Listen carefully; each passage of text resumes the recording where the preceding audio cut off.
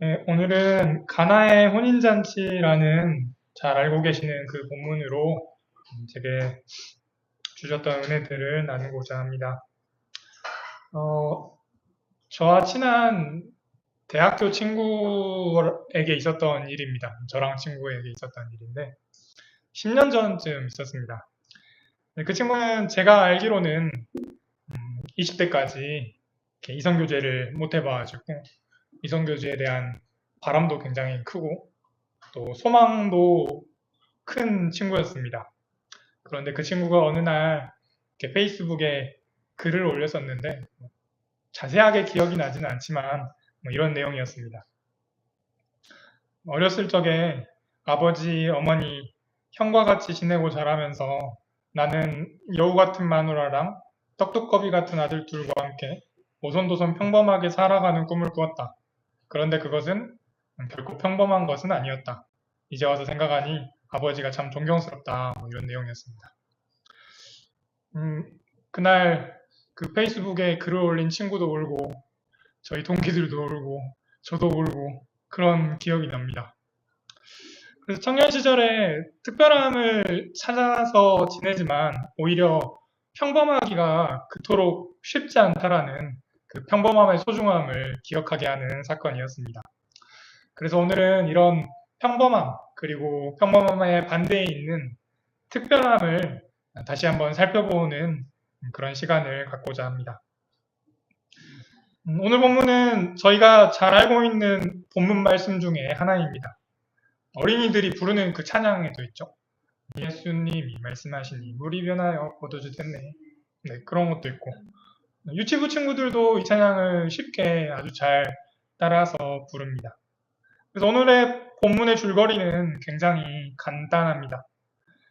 가나라는 마을에 결혼식이 있어서 예수님과 어머니 마리아와 제자들이 그 결혼식에 참석하게 되었습니다. 그 결혼식에서 잔치 음식으로 사용하는 포도주가 있었는데 그 포도주가 부족하게 되었고 예수의 어머니께서 포도주가 부족하다고 말씀하시자 예수님은 그것이 자신과 무슨 상관이냐라고 말씀하십니다. 그리고 예수님께서는 이제 일꾼들을 시켜서 항아리에 물을 채우라고 하시고 그리고 그 잔치를 맡은 사람에게 그 물을 가져다 주라고 하셨습니다. 잔치를 맡은 사람이 그 물을 보니까 물이 아니라 이제 포도주가 되어 있었던 것이 오늘 사건의 이런 줄거리입니다. 근데 이 성경은 이 사건에 대해서 예수님의 첫 표적을 이 갈릴리 가나에서 행하셨다라고 말하고 있습니다. 예수님께서 첫 번째 표적을, 기적을 여기서 행하신 이유는 무엇이었을까요? 예수님이 고르셨을 수 있을 텐데 처음 표징을 통해서 우리에게 주고자 하셨던 그 메시지는 무엇이었을까요? 이렇게 제가 들어왔던 설교나 책에서는 주로 이 본문을 통해서 예수님의 신성이나 또 기적을 일으키신 예수님과 같은 주제들에 대해서 많이 이야기를 했던 것이 기억이 납니다. 그런데 지난 3주간에 저에게는 조금 다른 그런 말씀들을 하셨고 또 하나님과 이렇게 질문하는 중에 있었던 것들이 오늘 같이 이야기하고자 합니다. 본문은 이렇게 시작합니다. 사흘째 되던 날에 갈릴리 가나에 혼인잔치가 있었다라는 문장으로 시작합니다. 사흘째 되는 날은 3일입니다. 3일째 되는 날입니다. 왜 3일일까요? 무엇으로부터 3일째 되는 날일까요? 근데 이 3일째 되는 날에 결혼식이 있었습니다. 저희는 보통 결혼식을 토요일에 합니다. 토요일은 월, 화, 수, 목, 금, 토. 6번째 날이죠. 그러면 사흘째 되는 날은 월요일, 화요일, 수요일입니다. 일곱째 날 중에 세 번째 날입니다. 7일. 7일 하면 무엇이 떠오르시나요? 네, 맞습니다. 7일에 하나님의 창조. 창세기 1장에서 하나님이 세상을 창조하셨던 그리고 하루 쉬셨던 그 7일을 나타냅니다. 세 번째 날에 무엇이 있었는지 아마 잘 기억하실 것입니다. 첫 번째 날에는 빛과 어둠을 만드셨고요. 두 번째 날에는 물과 창공을 만드셨고, 또 세 번째 날에는 땅을 만드시고 그 땅에 식물을 만드셨습니다. 근데 이 세 번째 날에는 다른 날들과 다른 특별함이 있습니다. 하나님은 1일부터 6일까지 창조하시고 또 성경에서는 그것에 대해서 하나님께서 보시기에 좋았더라라고 말씀하시는데 이 세 번째 날에는 보시기에 좋았더라라는 그 표현이 두 번이 등장합니다.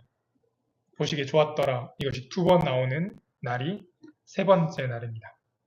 그래서 이스라엘에서는 이 세 번째 날, 사흘째 되는 날을 특별하게 여겼고 특별한 날에 결혼식이라는 특별한 행사를 갖고자 했습니다. 그래서 이스라엘은 이 세 번째 날에 결혼식을 통해 특별함을 추구하고 있었습니다. 마찬가지로 우리도 특별함을 추구합니다. 여러분도 특별하고 싶으시죠? 저도 특별한 것을 좋아합니다. 지난달 5월 28일이 저와 아내 결혼 기념일이어가지고 이었습니다. 그래서 저희 부부에게는 특별한 날이죠. 왜냐하면 저와 아내가 이렇게 부부가 된 날이니까요. 그래서 특별한 날이니까 올해는 이 결혼 기념일 맞아가지고 특별하게 참치를 먹자 해가지고 참치를 이렇게 맛있게 먹었습니다. 평소에는 진짜 못 먹습니다. 1년에 3일 정도 아내 생일, 제 생일, 그 다음에 결혼 기념일 정도에만 먹을 수 있는 정도가 참치라는 음식입니다. 정말 맛있었습니다. 그래서 저는 진짜 매일매일이 결혼 기념일 같으면 좋겠다. 참치 오늘도 먹고 내일도 먹었으면 좋겠다. 이런 생각도 들었습니다. 이런 결혼 기념일과 같은 것이 어린이들에게는 생일인 것 같습니다. 생일이면 어린이들은 공식적으로 그리고 부모님들 허락하에 자기가 갖고 싶은 것을 가질 수 있도록 인정되는 날이 어린이들의 생일입니다. 그래서 그토록 생일을 기다리고 또 생일을 좋아하고 자기 생일은 언제인지 잘 알고 있습니다. 이렇게 특별한 것을 추구하는 것은 일상생활뿐만 아니라 TV의 광고에서 좀 많이 찾아볼 수 있는 것 같습니다. 광고에서는 이 물건을 판매하는데 유명한 사람, 연예인을 이렇게 등장시키죠. 여러 가지 이유가 있겠지만 이 물건을 구매하면 나도 저 연예인처럼 저 특별한 사람처럼 될 것 같다라는 그 마음을, 그 경험을 이용한 것입니다. 네, 이어서 3절을 한번 다 같이 읽어보겠습니다. 그런데 포도주가 떨어지니 예수의 어머니가 예수에게 말하기를 포도주가 떨어졌다 하니까. 아멘. 그래서 이 결혼식에 온 많은 사람들이 먹고 마셔서 잔치 음식인 포도주가 이제 떨어졌습니다. 그 온전해야 할 결혼식에 정말 중요한 포도주가 떨어졌습니다. 결혼식이라는 그 특별함이 오래 지나지 않고 지속되지 못하게 되었습니다. 그래서 어떻게 보면 이 특별함이라는 건 오래 지속되지는 못합니다. 결혼 기념일이 이틀이 되고 3일이 되면 좋겠지만 저희 부부의 결혼 기념일도 딱 24시간입니다.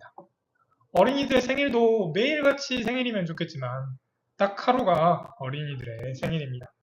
그 날이 지나가면 특별함은 이내 사라지고 맙니다. 저는 여기 수안지구 롯데아울렛에서 가끔 옷을 구매할 때가 있습니다. 그 정혜인 배우 아시죠?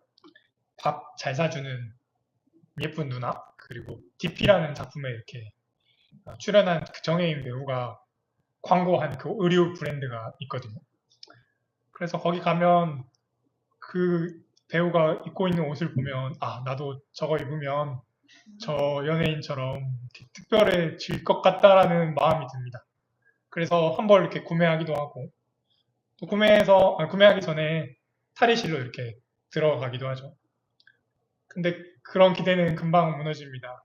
탈의실에서 나올 때 그 배우랑 저는 다르고, 또 집에 가서 옷을 입어보면 그 잘못됐구나. 내가 특별하고자 했던 그 특별함은 좀 기대와 다른 것이었구나. 이렇게 제 마음에 들었던 그 특별한 마음은 시간이 얼마 지나지 않아서 사라져 버리기도 합니다. 그럼에도 우리는 특별함을 추구합니다. 특별해지고자 합니다. 이 특별하다라는 말은 사전에서는 이런 의미입니다. 보통과 구별되게 다르다라는 단어입니다. 보통과 구별되다. 그 특별함이라는 단어 자체가 비교적 의미를 담고 있습니다. 다른 사람과 비교해서 달라지는 것입니다. 보통 것과 다르면 특별한 거라고 이 단어가 말하고 있습니다. 근데 이제 조금 염려되는 것은 이 관계에 있어서의 특별함은 조금 다른 것 같습니다. 예를 들면 나는 너에게 특별한 사람이야, 너는 나에게 특별한 사람이야 라고 할 때 이 특별함과는 조금 다르게 우리가 추구하고자 하는 그 특별함이 비교의 의미를 담고 있습니다. 네, 그래서 다시 본문으로 돌아와서 한번 사건을 살펴봅니다. 예수님의 어머니 마리아가 예수님께 포도주가 떨어졌다라고 말하니까 예수님께서는 여자여 그것이 나와 당신에게 무슨 상관이 있습니까? 내 때가 오지 않았습니다 라고 말합니다. 그러자 어머니는 일꾼들에게 무엇이든지 그가 시키는 대로 하세요 라고 합니다. 이제 이 결혼식에서 포도주가 떨어진 이 상황이 예수님께로 넘어갔습니다. 특별함에 문제가 생긴 이 상황이 예수님께 넘어간 것입니다. 잘 아시다시피 예수님은 물을 포도주로 바꾸셔서 이 상황을 타개하고 또 해결하셨죠. 그런데 왜 하필 물이었을까요? 제 생각에는 처음부터 포도주를 채우시면 되는 거 아닌가? 예수님은 병자도 고치시고 바다도 걸으시고 또 포도주야 생겨라 말씀하시면 포도주가 생길 것 같은데 굳이 또 물을 변화시켜서 포도주로 만드셨습니다. 더 간단하고 효과적이고 또 더 빠른 방법도 있을 텐데 그 물을 변화시키는 그 방법을 선택하신 것입니다. 그것은 예수님이 사용하신 그 재료가 물이라는 것이기 때문입니다. 포도주를 사용하지 않으시고 물을 사용하셨습니다. 축제에서의 포도주는 특별해지려고 마시는 것입니다. 특별한 날이니 그것을 기념하려고 마십니다. 반면에 물은 우리가 평범하게 마시는 것입니다. 아침에 일어나서 마시고, 중간에 일하다가 마시고, 점심 때 마시고, 자기 전에 마십니다. 하루에 물을 2리터를 마셔야 한다라고 합니다. 물은 어제도 마셨고, 오늘도 마셨고, 또 내일도 마시고, 갓난 아이였을 때도 마시고, 청소년, 청년일 때도 마시고, 노년까지 마시는 것이 물입니다. 물은 포도주에 비해서 그렇게 막 특별한 맛이 있는 것은 아닙니다. 물은 평범한 것입니다. 그렇다면 오히려 평범하기 때문에 우리는 이 물을 하루에도 몇 번씩 그리고 매일같이 마실 수 있는 것이 물입니다.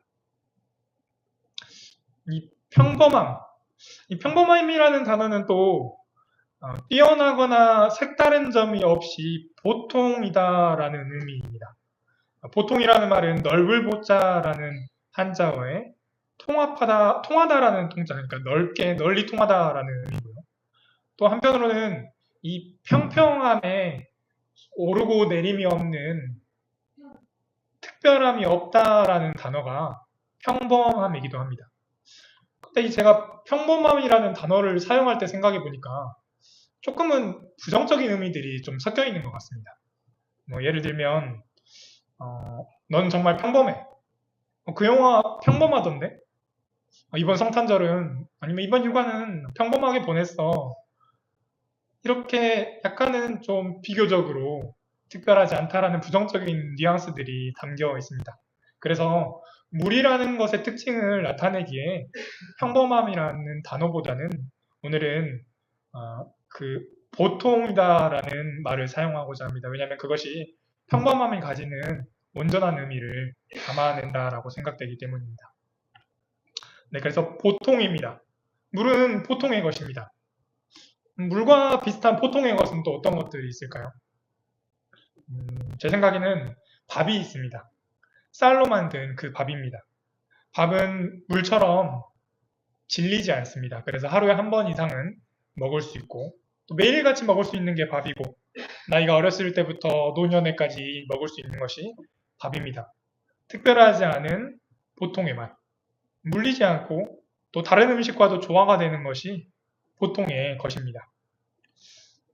또 다른 것은 이 밥과 비슷한 것이 빵이라는 생각이 들었습니다. 근데 이때 빵은 뭐 파리바게트나 뚜레쥬르의 빵은 아니고 진짜 빵을 주식으로 먹는 사람들의 빵입니다.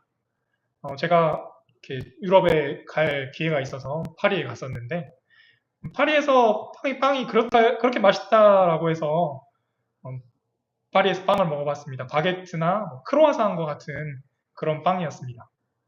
근데 제가 기대하는 마음으로 먹었거든요.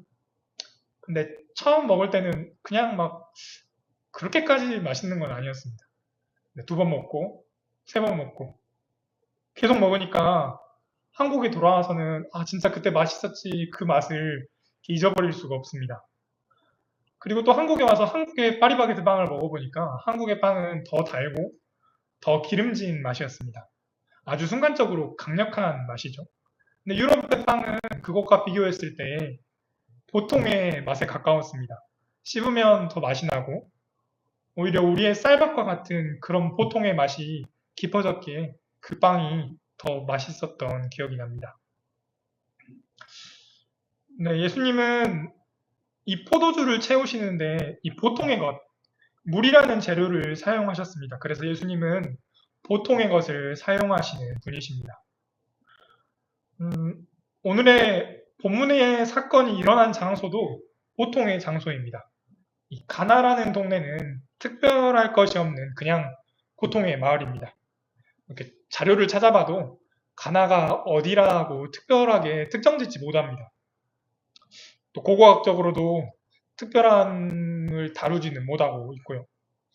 근데 예수님은 오늘 이 사건을 보여주시기 위해서 이 보통의 마을 가나를 선택하셨던 것 같습니다.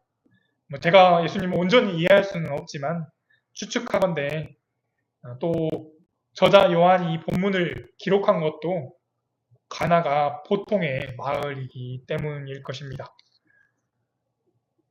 근데 본문에서 또 보통의 것은 가나라는 동네만은 아닙니다. 오늘 사건의 마지막에서 물이 포도주로 변하는데 이 사실을 알고 있는 사람은 물을 떠온 일꾼들입니다.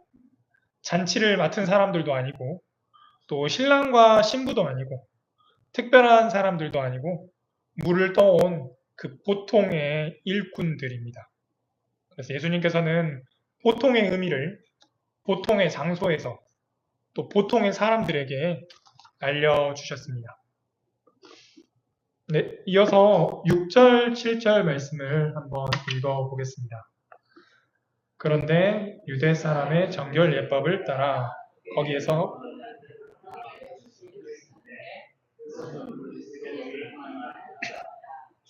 그래서 일꾼들에게 말씀하셨다. 이 항아리에 물을 채워라.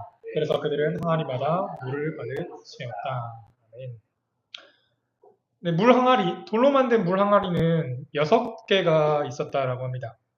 근데 이 물 항아리가 물 3동이 항아리라는 것은 한 항아리에 물이 가득 찬 양동이 2~3개가 담는 물이 들어간다라는 말입니다.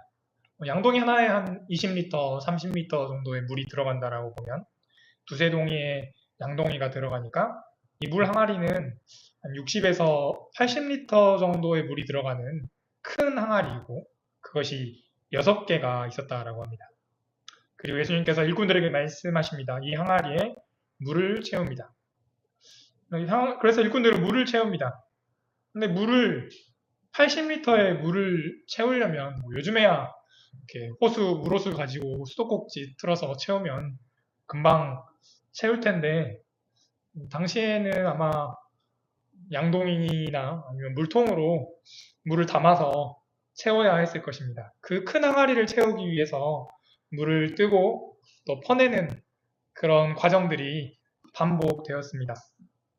여기서 예수님이 보통의 것을 사용하시는 방법을 알 수 있습니다. 물을 반복해서 담습니다. 그래서 보통의 것들은 반복해서 사용하십니다. 예수님께서 보통의 것을 반복하는 방법을 사용하셨습니다. 그런데 돌아보면 이 반복이라는 것은, 보통의 것을 반복하는 것은 하나님의 방법입니다. 출애굽기 40년을 기억하실 것입니다. 이스라엘 백성이 이 광야 땅에서 했던 일은 아침 일찍 일어나서 만나와 메추라기 이제 주워서 먹고, 또 텐트에서 잤으니까 텐트 정리하고 길을 걸어가고, 또 저녁 되면 다시 텐트를 치고 밥을 먹고 잠을 자고 다음날에 다시 일어나서 만나와 메추라기를 먹습니다. 이게 보통의 것들을 40년을 반복한 것입니다. 그 40년이라는 반복 속에서 하나님은 노예였던 이스라엘 사람들을 하나님의 백성으로 바꾸셨던 것이죠. 야곱도 마찬가지입니다. 야곱이 20년 동안에 삼촌 라반과 함께 지냈습니다. 라반과 함께 가축을 치면서 지냈는데, 생각해보면 또 야곱도 아침에 일찍 눈을 뜨고 아침밥 먹고 가축들 데리고 나가서 풀을 먹이고, 또 양들 잘 있는지 한번 봐주고, 또 우리도 한번 정리하고, 저녁 되면 돌아와서 저녁 먹고 또 가축들을 잘 쉬게 하고, 그 보통의 일들이 20년이 반복되었습니다. 그 결과는 잘 아실 것입니다. 형과 아버지를 속였던 야곱이 20년 뒤에는 하나님의 사람으로 변화되었습니다.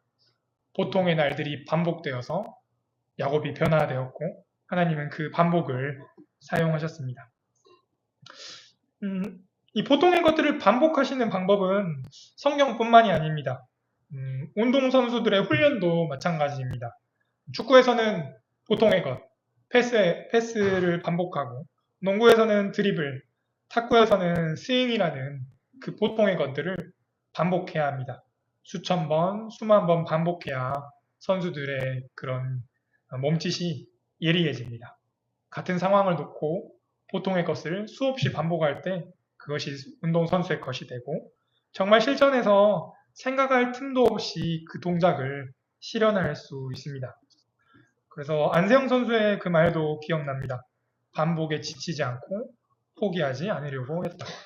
보통의 훈련들을 반복하는 그런 결과가 또 안세영 선수에게 있었던 것도 기억이 납니다. 근데 이 물이라는 보통의 것이 또 특별함을 나타내는 포도주와 다른 점이 또 하나 있습니다. 이 상황에서 포도주는 없는 것이었습니다. 근데 물은 이미 일꾼들에게 있는 것이었습니다. 그 있는 것으로 예수님께서는 항아리를 채우라고 하셨습니다. 예수님은 없는 것을 찾지 않으시고 우리에게 이미 있는 것을 사용하십니다. 그리고 그 있는 것들, 보통의 것들로 채우시기를 바랍니다. 그러면 보통의 것들 중에 우리에게 있는 것들은 어떤 것들일까요? 저희가 맥구조에서 잠신청 전공책 웃음에서 많이 살펴보았습니다. 일어나서 옆 사람과 침대와 베개에게 감사하는 것이 보통의 것들, 있는 것들이고요. 신발을 돌려놓는 것도 정말 보통의 것이고, 보통의 식사를 하고 식사 시간에 감사와 웃음이 있는 것들이 마찬가지입니다. 오늘도 비슷한 형태의 일을 하고 오늘도 주어진 공부를 하는 것이 보통의 일들입니다. 저녁을 먹고 가족과 이야기를 나누고 또 주일이 되어서 보통의 예배를 드리는 일이 보통의 것입니다. 그래서 우리에게 보통의 것은 이미 있는 것들입니다. 이렇게 보통의 것들로 우리의 일상을 채우시기를 바랍니다. 보통의 오늘이 반복되고 우리의 보통의 습관들이 반복되고 또 우리의 보통의 것을 채우시기를 원합니다.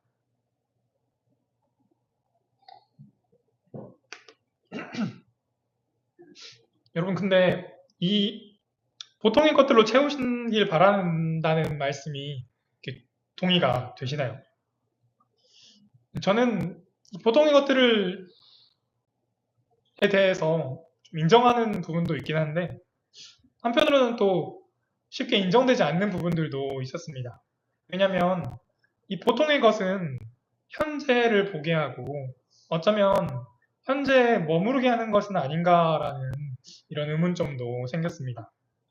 아무래도 경쟁과 비교를 권하는 사회와 제가 맞닿아 있기 때문에 또 그러진 않았나 싶습니다.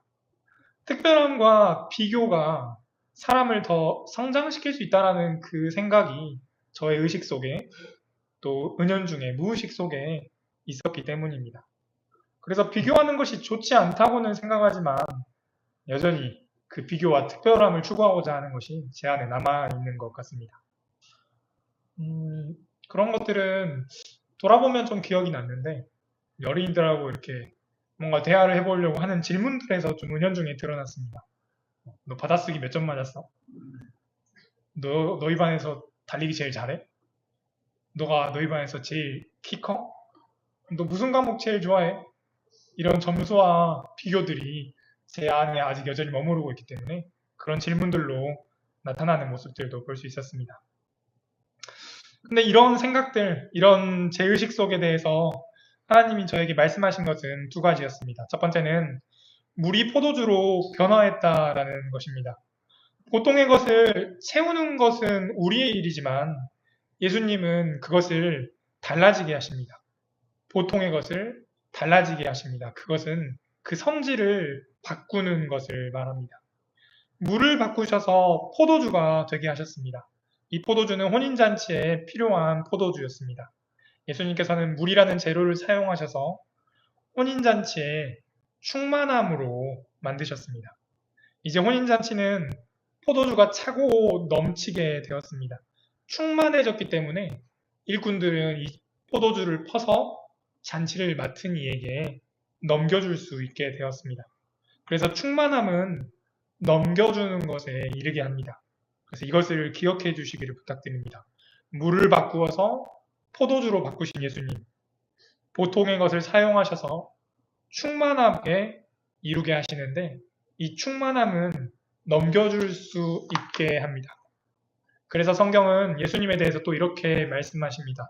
에베소서 4장 10절입니다. 내려오셨던 그분은 만물을 충만하게 하시려고 하늘의 가장 높은 데로 올라가신 바로 그분입니다. 만물을 충만하게 하신 분께서 보통 거의 것을 사용하셔서 충만으로 바꾸십니다. 네, 그래서 앞서 말씀드린 비교는 우리의 부족한 부분을 드러나게 하면서 성장시키는 반면에 보통의 것은 충만함에 이르기 때문에 충만함에 이르면 그것을 넘겨주려 합니다. 넘겨주게 될 때 우리는 더욱더 잘 넘겨주려고 하고 또 넘겨주고 싶은 마음이 우리를 기쁨으로 성장하게 합니다. 그래서 마찬가지로 보통의 것도 우리를 더 나아가게 합니다. 여러분 한 가지 이야기로 오늘 설교를 마무리하고자 합니다. 제가 가지고 있는 고민 중에 하나는 이런 지점입니다. 많은 사람들이 이렇게 지내다가 어떤 고난과 어려움을 만나면 교회에 나오고 또 하나님을 찾습니다. 근데 어려운 일이 해결되면 왜 사람들은 또 교회에 나오지 않는 걸까? 그렇다면 우리는 어떻게 해야 될까? 부족함이 없어진다면 사람들은 왜 교회에 나오지 않을까? 이런 고민들입니다. 물론 기독교의 신앙은 부족함을 채워가는 신앙입니다. 그러나 예수는 충만함이시기에 우리 안에 보통의 것들을 사용하셔서 우리에게 충만함을 주시고 그것을 넘쳐 흐르게 하십니다. 예를 들면 이런 것입니다. 여러분 그 만화 카페 아시죠? 옛날에는 이제 만화방이었는데 요즘에는 만화 카페가 되었습니다. 요즘에 만화 카페 가면 이렇게 막 먹을 수 있는 음식들이 많습니다.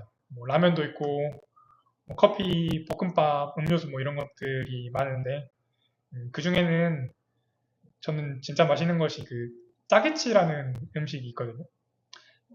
짜게치, 짜게치, 짜장, 계란, 치즈, 짜파게티랑 치즈랑 계란이랑 이렇게 올려서 꼭 드셔보시기를 바랍니다. 그걸 먹으면 진짜 이렇게 맛있는 음식이 없습니다. 그러면 진짜 막 행복함이 제 안에 이렇게 가득 찹니다. 그래서 그걸 먹었을 때 제게 드는 마음들은 이 짜게치 다른 사람들하고 같이 먹고 싶다. 우리 어린이들하고도 같이 먹고 싶다. 이런 마음이 저에게 들었습니다.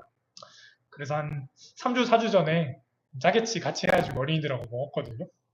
근데 뭐 물론 그 맛은 이렇게 안 나가지고 좀 실패에 가깝긴 했는데 뭐 이런 것입니다. 저희 안에 행복함과 그 기쁜 감정들이 충만하게 되면 그것이 넘쳐 흐르게 되는 것들이 있습니다. 그래서 보통의 것들을 예수님이 사용하시고 또 충만함으로 만드셔서 주변에 넘쳐 흐르게 하는 것이 어쩌면 보통의 것을 사용하시는 우리의 신앙생활이 될 것 같습니다. 네, 여러분 여전히 우리에게 부족한 것이 있겠지만 예수님은 이미 우리에게 있는 것들, 물과 같은 보통의 것들을 사용하셨고 그분은 그분 자체가 충만함이시며 또 보통의 것들을 사용하셔서 충만함에 이르게 하시는 분이십니다. 그렇게 충만하게 될 때 우리는 그것들을 나누어 줄 수 있는 일꾼처럼 그 우리의 것들을 또 나누어 주는 은혜가 저와 성도님들께 있었으면 좋겠습니다. 기도하겠습니다. 하나님, 예수님께서 물을 포도주로 바꾸셨습니다. 물은 보통의 것, 그리고 우리에게 이미 있는 것들이었습니다. 그것들을 우리는 채우지만 그것들의 성질을 다르게 만드시는 분은 예수님이셨습니다. 충만함으로 변화시켜 주시고 우리 가운데 충만함이 있어서 또 충만함으로 넘쳐 흐르는 그런 은혜들도 허락하여 주시옵소서. 예수님의 이름으로 기도드립니다.